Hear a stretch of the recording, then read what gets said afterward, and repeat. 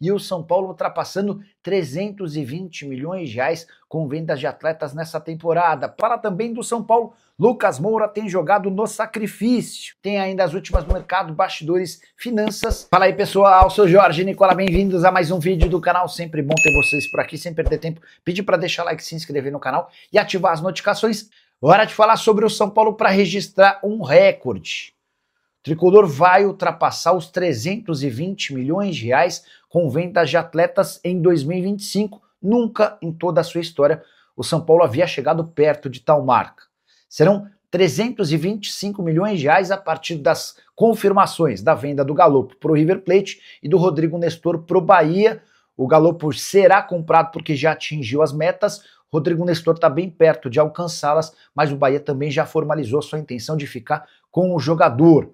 Dessa maneira, o São Paulo, pela primeira vez desde que foi fundado, ultrapassa os 300 milhões de reais. Só a título de comparação, na temporada passada o São Paulo havia arrecadado 93 milhões de reais com transferências de atletas.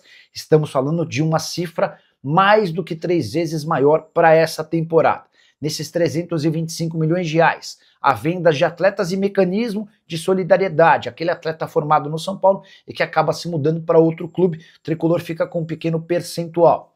Queria registrar as receitas do São Paulo nos últimos anos com vendas de jogadores. Foram 93 milhões, como eu contei, em 2024, 120 milhões de reais em 2023, 228 milhões de reais em 2022, era até então o recorde de receita com transferências de atletas na história do São Paulo. Em 2021, o São Paulo havia faturado 76 milhões de reais. Você pode estar se perguntando, mas Nicola, quais foram as maiores vendas do tricolor? Até aqui, Lucas Ferreira, 63 milhões de reais, William Gomes, 55 milhões, Matheus Alves, 39 milhões, Henrique Carmo, 33 milhões de reais, além do Ângelo, 32 milhões. Quero trazer informação exclusiva sobre o São Paulo. Lucas Moura tem jogado no sacrifício. Uma pessoa muito próxima ao Lucas me assegurou que o ideal seria, por conta dos problemas no joelho, que ele só voltasse a atuar em 2026. Mas o Lucas forçou a barra e convenceu dirigentes, integrantes da comissão técnica e o departamento médico do São Paulo a retornar antes do previsto, porque ele queria muito ajudar o São Paulo. É bem verdade que o nível de entrega do Lucas tem sido bastante abaixo, talvez até por conta dessa questão de estar jogando bem longe do 100%. Ele, por exemplo, entrou nos minutos finais da partida contra ele, deu o jogo de volta no Morumbi, em que o São Paulo perdeu por 1-0 e foi eliminado.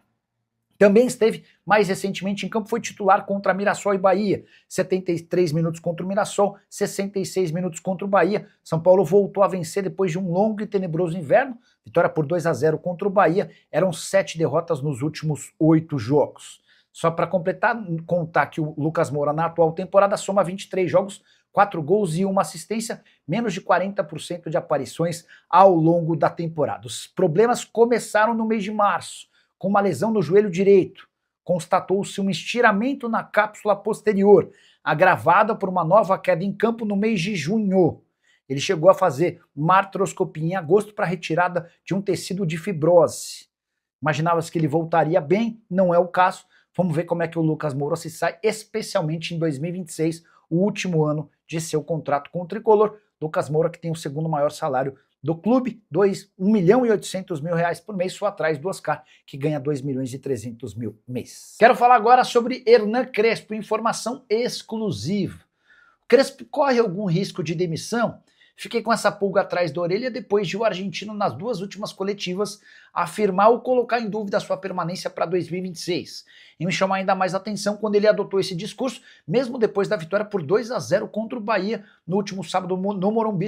São Paulo vinha de uma sequência de 7 derrotas nos últimos 8 jogos. Só para lembrar que o Crespo tem contrato com o São Paulo até dezembro de 2026. Posso assegurar que não há nenhum plano da diretoria em dispensar o treinador, a menos que o São Paulo continue com uma grande campanha catastrófica daqui até o fim da temporada.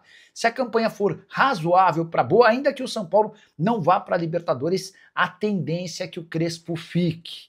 Percepção dos dirigentes é de que o Crespo tem o elenco na mão, só precisa de uma maneira ou outra ser um pouco mais enérgico nas cobranças. E essa postura já tem mudado, o que faz com que o Crespo esteja garantido para a próxima temporada.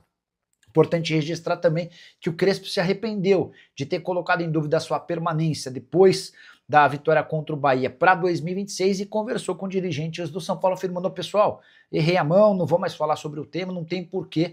E diante desse cenário, o São Paulo vai se ajustando para tentar buscar classificação. Próximo jogo bem importante contra o Vasco da Gama, adversário direto na briga por vaga em Libertadores. O jogo é em São Januário.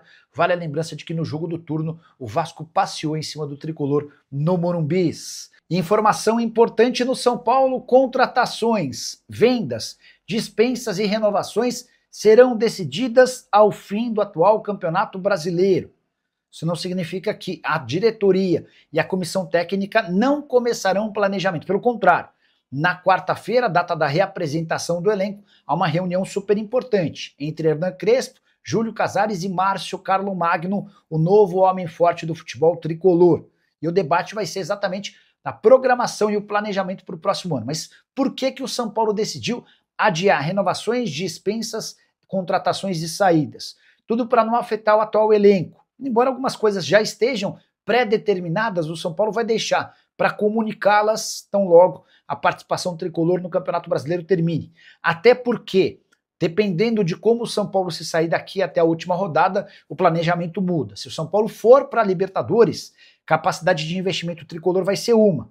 Se o São Paulo tiver de se contentar com a Sul-Americana, certamente o nível de investimento será bem menor. Queria destacar, por exemplo, que Rigoni, Dineno e Luiz Gustavo não tiveram seus futuros definidos ou divulgados, mas a tendência é que eles não fiquem assim como o goleiro Leandro. Dá para cravar que Enzo Dias será comprado até porque já bateu uma meta. Rodriguinho, meio atacante cujo vínculo se encerra em dezembro de 26. A próxima rodada de tratativas para a extensão desse contrato vai ficar para o fim do Campeonato Brasileiro. O que dá para cravar é que Oscar, Lucas Moura e Caleri seguem no tricolor, mesmo custando muito e rendendo pouco. Só para arrematar de vez, registrar que o São Paulo perdeu sócios torcedores desde que foi eliminado pela LDU na Libertadores da América, coisa de um mês. Eram 57.567 sócios torcedores adimplentes.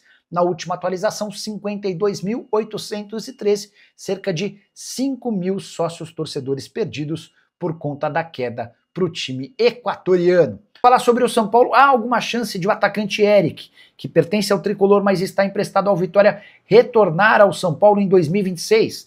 Vale a lembrança de que esse empréstimo se encerra em 31 de dezembro, o Vitória pagou R$1 milhão pelo empréstimo e se comprometeu a pagar 100% dos salários.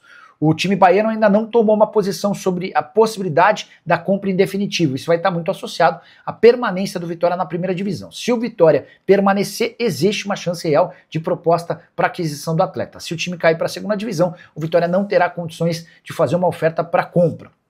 Quero registrar também que, de acordo com o staff do Eric, alguns movimentos de clubes brasileiros já começou. Esses times teriam demonstrado o interesse de pegá-lo por empréstimo. O São Paulo não tem a intenção de utilizar o Eric em 2026. Isso já está meio decidido internamente. O São Paulo entende que o atacante de 27 anos de idade é inferior aos atletas que o São Paulo já tem no seu elenco. Até por isso, a prioridade no momento no São Paulo é encontrar alguém que tope comprá-lo. Desde que o Eric se mudou para o Vitória, foram 30 partidas com 3 gols e 5 assistências.